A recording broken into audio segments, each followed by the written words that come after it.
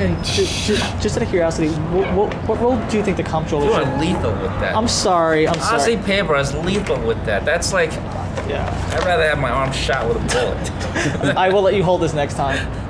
What role do you think the comptroller should play in this type of process? Do you think he should be involved sooner in checking when the council allocates money, or do you think he's more effective towards the end of the process and reviewing the contracts as they come out? Or do you think this is just something that the council and the mayor should somehow negotiate?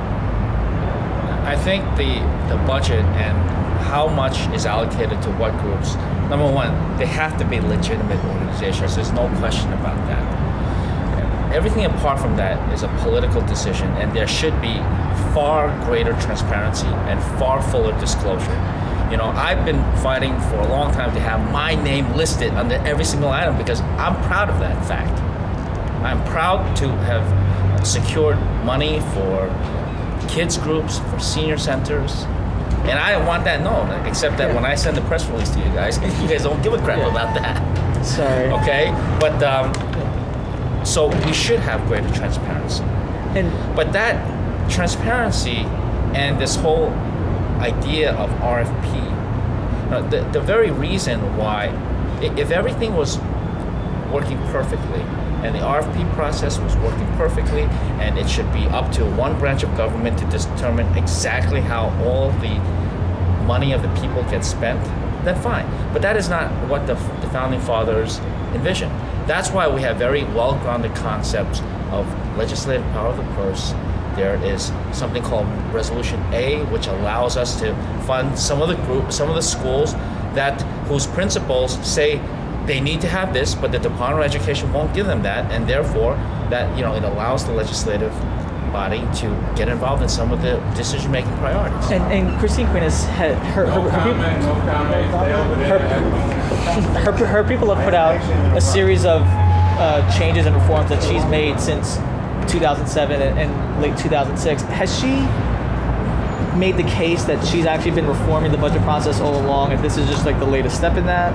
Or do you guys have that sense that she's actually been reforming the budget, making it more open? Yes, I would definitely think that Chris Quinn has made the budgetary process as well as the legislative process more open, and I give her full credit for that.